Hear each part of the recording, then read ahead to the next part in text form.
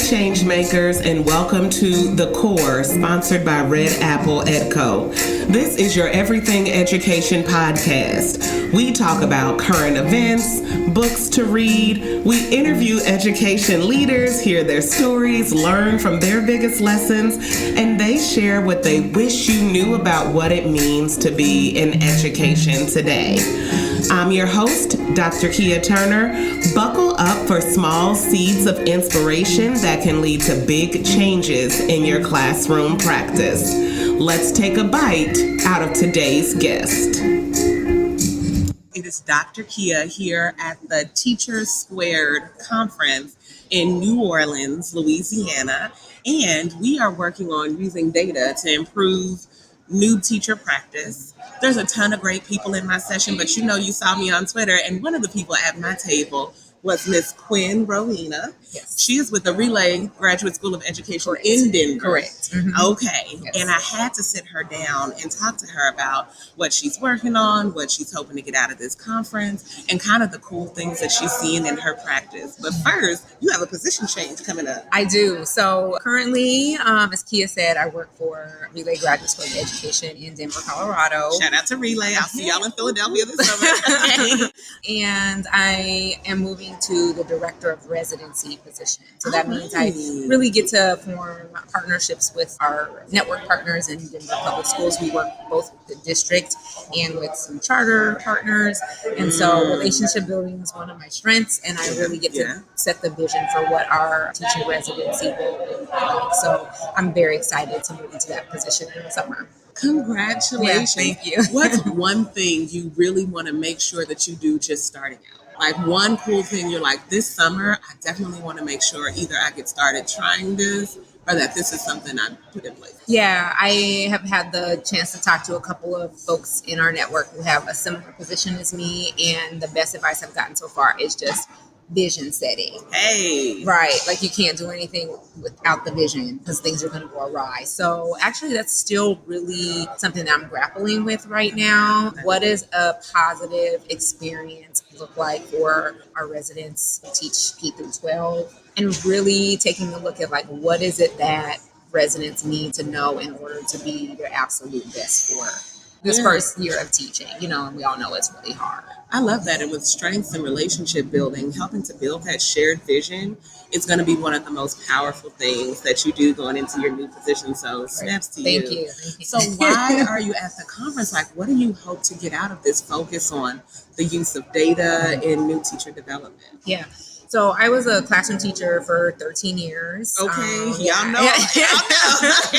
Okay. Of course, one of the things that you think about is backwards design, right? When you're lesson planning or unit planning. The reason why this conference spoke to me was we want to start, like, in addition to the vision setting, like designing tools so that you are able to start to collect data. And so I was really open to it because I really wanted to see, like, is it like we're collecting some sort of data and we're like measuring our teachers against like some other programs, or I wasn't sure what it was going to be about. But after like the morning session, I really learned that it's really about me as an instructor of new teachers. Like, what is it I can do to kind of set the vision and improve teacher practice in our classrooms. And so I want to just have the tools to be able to think about, like, what does it really mean to push our teachers forward in a really critical year where they have the chance to learn under a master teacher. Yes, that's what we say too. Yeah. And so like just starting from there before they're even a teacher of record, like setting that vision so that they're set up for success when they move into that year on their own.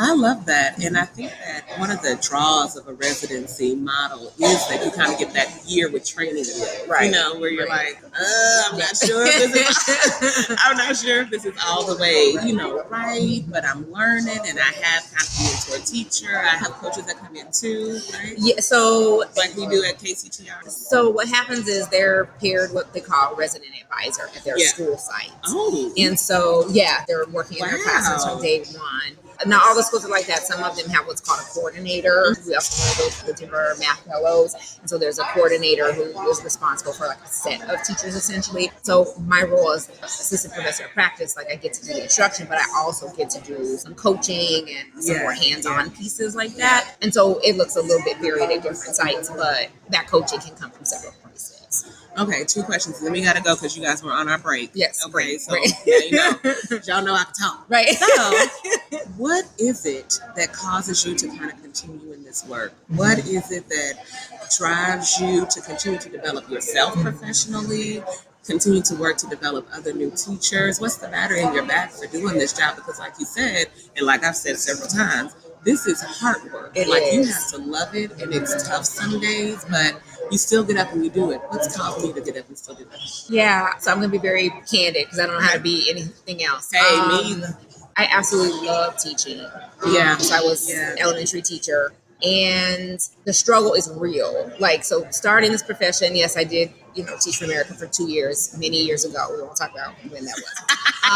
But, it was like you have your like kind of 6 weeks of institute or whatever, and then you're like thrown into the fire. Mm-hmm. And I often tell people, kind of jokingly, but not really, like I ruined lives for 2 years. Mm-hmm. I often think about those sets of kids and like kind of like experimenting. Our kids are not guinea pigs, right? Mm-hmm. And so I wish I'd been better equipped to instruct them more. They're all now grown adults. But they're always in the back of my mind. And so as I've gone through the years and seen many sets of kids kind of grow up, it was time for me to leave for a variety of reasons. And I was like, okay, how am I in relay? Like we have the baton pass, like a relay, but how am I like metaphorically going to like pass this baton? Like I don't want anything but the best in front of all of our students. And so a way I can do that is to develop teachers. And so I was really blessed to learn about working with Relay. There's many great programs out there, but Relay really spoke to my heart. I get to do everything that I love, like instruct teachers. I get to go and work with kids. I get to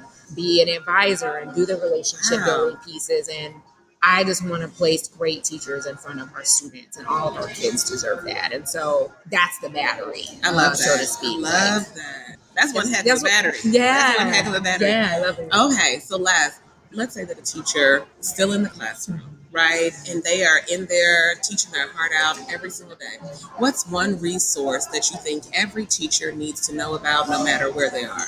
Because this is amazing professional development, you guys. Like TeacherSquared is something I think that everybody that's in any type of education leadership needs to come to. Yeah. But if you're a teacher looking at this, or if you're an administrator looking at this and you just didn't know about this conference, what is one resource that you're like, you know what, this would really help no matter where you are in your practice or where you are in the country? It can be a book. It can be, I've had people say, like, you need to use Twitter. I've had people say your greatest resource is yourself and valuing what you bring to the table. Yeah. So just thinking about one thing that you could give to a teacher who's like, I want to make sure I'm giving my best. Something I can use. I don't know if there's a magic pill or like the magic resource, but what I would say is start simple. So I would reach out to those folks in your building who are doing a phenomenal job and have a strength in an area where you find a weakness in your own practice. So if it's classroom management, go find out that teacher who just seems to have the class like tight and right. Yeah. If it's lesson planning, go reach out to your instructional leaders in your building to get that support. If it's relationship building, get some pointers from, someone who's really strong at doing that. And basically your parents. Like your parents know your kids best. Like who else are you going to reach out to? So I would start simple. Just start with who's in your, start in your building. That is powerful because you know what? In education, we don't often value our own skill sets enough. We don't often value either what the skill sets of the people around us are. We always, not always, but I'll say that in my classroom and teaching experience, we were always looking for someone to come in and tell us what we didn't do instead of looking around us and saying, we have a lot of the pieces here. How can we work together to make a complete picture? Which is what we're talking about today at this session. How do we figure out what we want to have happen and then clearly map it out and assess it to determine whether or not it's working. Yeah.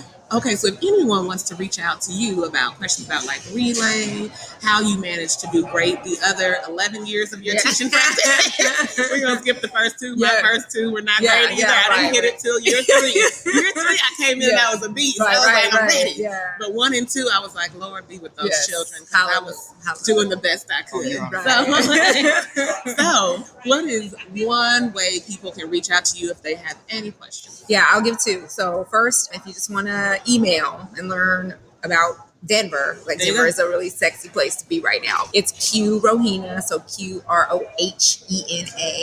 @relay.edu. And then I can also be found on LinkedIn, so you can look me up under Quinn Rohena, and I'll pop up. 2 N's. Yes, 2 N's. Thank you for sitting down with us. You have been a great interview. Thank you so appreciate much. it. Bye, you guys. I'll see you next time. That's all we have for today. Thank you for listening to The Core. Wherever you are listening to us, be sure to like our show, subscribe, and share the episode that's meant the most to you. We appreciate every single one of our subscribers, as do our sponsors. We look forward to seeing you next week. You can also check us out on YouTube at Red Apple Edco. If you'd like to see more video of these conversations, we have them posted there.